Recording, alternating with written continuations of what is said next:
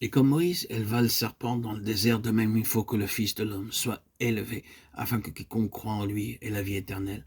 Jean 3, 14, 15. Nous avons ici l'arrière-plan de l'Ancien Testament, dans le 21e chapitre du livre des Nombres. L'incident commença là, de cette manière.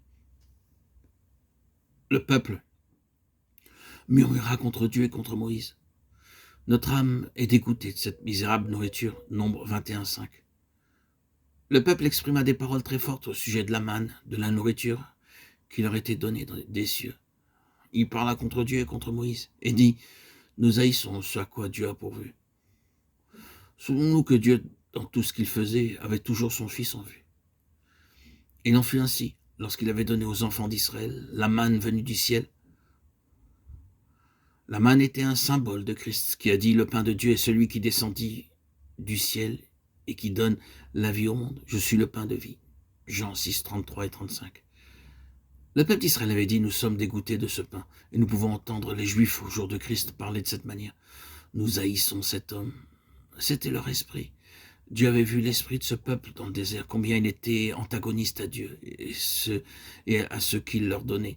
C'est pourquoi l'Éternel envoya contre le peuple des serpents brûlants qui mordirent les Israélites en sorte qu'un grand nombre d'entre eux périrent. Nombre 21, 6. Et comme Moïse éleva le serpent dans le désert, de même il faut que le Fils de l'homme soit élevé. Oui, il y a ici des choses profondes et terribles. Du commencement à la fin de la Bible, le serpent est toujours le symbole d'une malédiction, du jugement de Dieu. Nous voyons cela depuis la toute première mention qui soit faite du serpent dans la Bible. Ce serpent élevé dans le désert était le symbole du jugement de Dieu.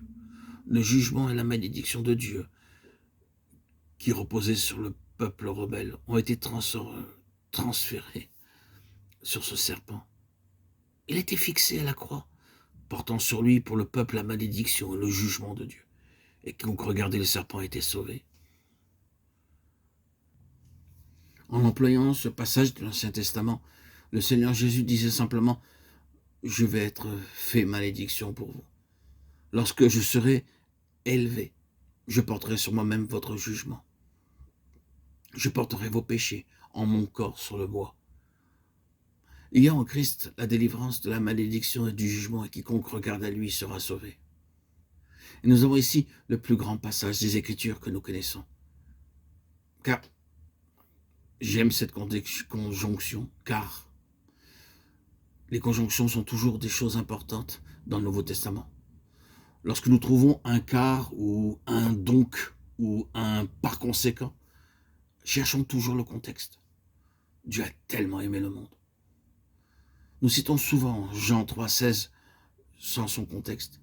Mais quelle immense chose se trouve dans ce contexte. Dieu a fait de son Fils unique une malédiction pour nous. Pourquoi? Car Dieu a tellement aimé le monde qu'il a donné son Fils unique, afin que quiconque croit en lui ne périsse point, mais qu'il ait la vie éternelle. Voyez, cette conjonction car est ici la réponse. Il nous faut donc prendre cela et le placer dans Nombre 21, ou prendre Nombre 21 et le mettre au centre de Jean 3,16. Et nous avons alors en cela l'arrière-plan et l'accomplissement, la transition de ce qui était ancien à ce qui est nouveau. Le nouvel Israël céleste est établi alors sur cette base. Celui qui croit peut avoir en lui la vie éternelle. Oh, combien de choses nous pourrons dire encore à ce sujet.